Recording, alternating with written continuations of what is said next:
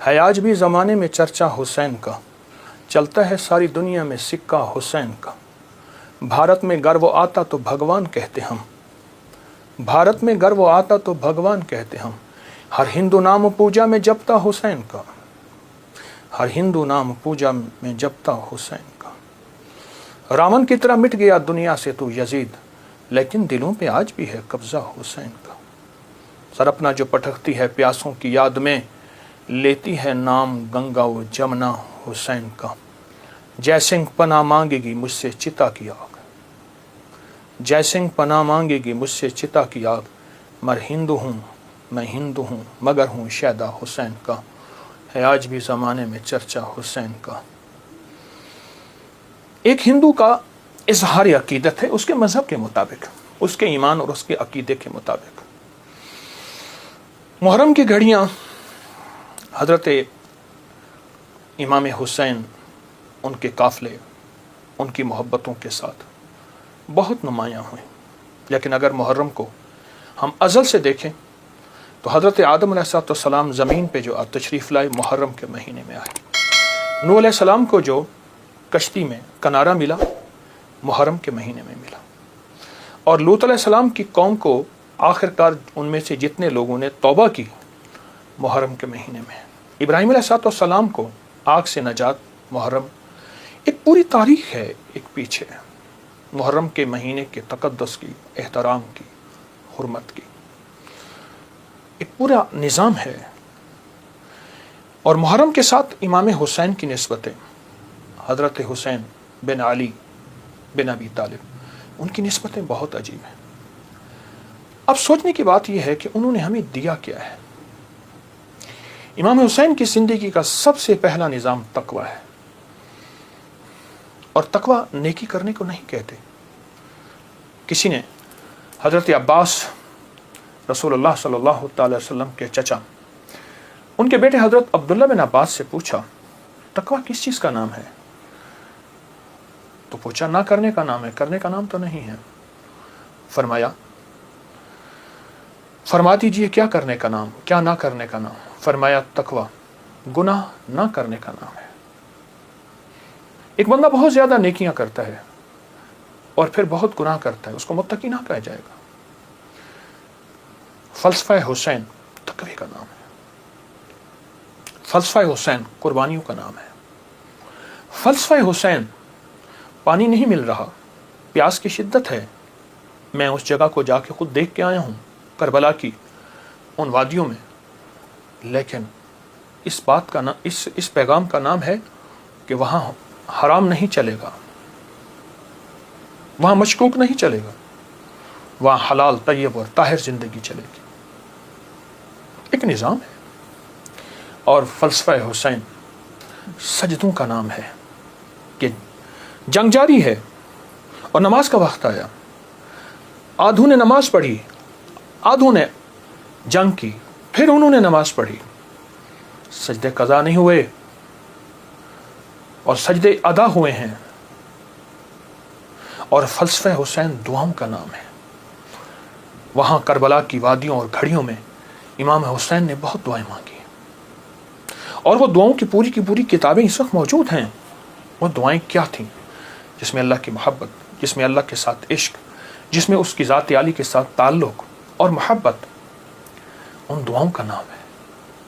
اور فلسفہ کربلا کا ایک پیغام دیتا ہے کہ خیال کرنا، جب ایک طرف حق ہے اور ایک طرف ناحق ہے، اور وہ حق حلال کی شکل میں آئے، طیب طاہر کی شکل میں آئے، حلال کی شکل میں، طیب طاہر کی شکل میں آئے، تو پھر حلال کبھی نہ چھوڑنا، اور حرام کے اوپر تمہیں کائنات کیا تخت مل جائے، اس کو کبھی اس کے قریب نہ جانا۔ زندگی کا ایک سفر میں آپ طے کر رہے ہیں اور طے کریں گے موت تک۔ وہ ہستیاں زندگی کا سفر طے کر گئیں، لیکن انہیں ہم مردہ نہیں کہیں گے۔ بلیا سی مرنا نہیں گور پیا کوئی ہو، کہ ہم مرنے والے نہیں ہیں۔ اللہ کے عاشق ہمیشہ زندہ ہوتے ہیں، اور اللہ کے عاشق ہمیشہ زندہ ہوتے ہیں اور زندگی کا سفر طے کرتے ہیں۔ عاشق ہمیشہ زندہ ہوتے ہیں، اور عاشقوں کی زندگی ہی اصل زندگی ہے۔ اور وہ زندگی ایسی زندگی ہے جس زندگی کے بعد موت نہیں ہے۔ ایک عجیب واقعہ علامہ جلال الدین سیوطی رحمۃ اللہ نے لکھا ہے، ایک شخص اپنی والدہ کے قبر پہ جاتا تھا اور قرآن پڑھتا تھا، تو خواب میں والدہ آئیں، کہنے لگی بیٹا تو آ کے نا کچھ دیر بیٹھ جایا کر، پھر قرآن پڑھا کر، اس سے پہلے قرآن نہ پڑھا کر۔ کیوں؟ جب تو آتا ہے قرآن کا نور تجھے گھیر لیتا ہے، بیٹا میں تجھے دیکھ نہیں سکتی، تیرے قرآن پڑھنے سے میری قبر نوری، نورانی، روحانی، اس میں روشنی، اس میں برکت، لیکن میں تجھے دیکھنا بھی چاہتی ہوں، ماں ہوں، مام کی مامتا بیٹے کو دیکھ کے بھی کلیجہ ٹھنڈا کرتی ہے۔ یہ زندہ ہوتے ہیں، ان کو موت نہیں آتی، انتقال ہوتا ہے، انتقال کہتے ہیں، منتقل ہوتے ہیں ایک عالم سے دوسرے عالم، یہ عالم شہود ہے، عالم ارواح سے آئے ہیں ہم، اور عالم برزخ کا سفر ہمارا جاری ہے، آنے والا ہے، جس کا نام موت ہے، فنا ہے۔ ان ہستیوں نے ہمیں ایک پیغام دیا، ان ہستیوں نے ہمیں ایک زندگی کا سبق دیا کہ کبھی بھی زندگی میں اگر یہ نظام آ جائے تو پھر حلال اور حرام کی پہچان کرنی ہے، پھر حق اور ناحق کی پہچان کرنی ہے، اور حلال اور حرام میں اگر کنبا جا رہا اور معصوم بچے جا رہے، اور پھر یہ نہیں دیکھنا کہ کون جا رہا، پھر دیکھنا یہ ہے کہ اللہ کی راہیں، سچی راہیں کون ہیں اور کہاں ہیں اور کیسے ہیں۔ امام حسین کی زندگی میں اور ان کا جتنا بھی قافلہ تھا، ان کی زندگی میں کچھ وظائف بھی ملتے ہیں جو میں لوگوں کو بہت بتاتا ہوں، اور اس سے بہت فائدہ ہوتا ہے اور اس سے بہت نفع ہوتا ہے۔ ایک عمل دیتا ہوں، بہت زندگی میں کام آئے گا، ان مبارک گھڑیوں کے حوالے سے ایک عمل دیتا ہوں اور اس سے بہت فائدہ ہوگا۔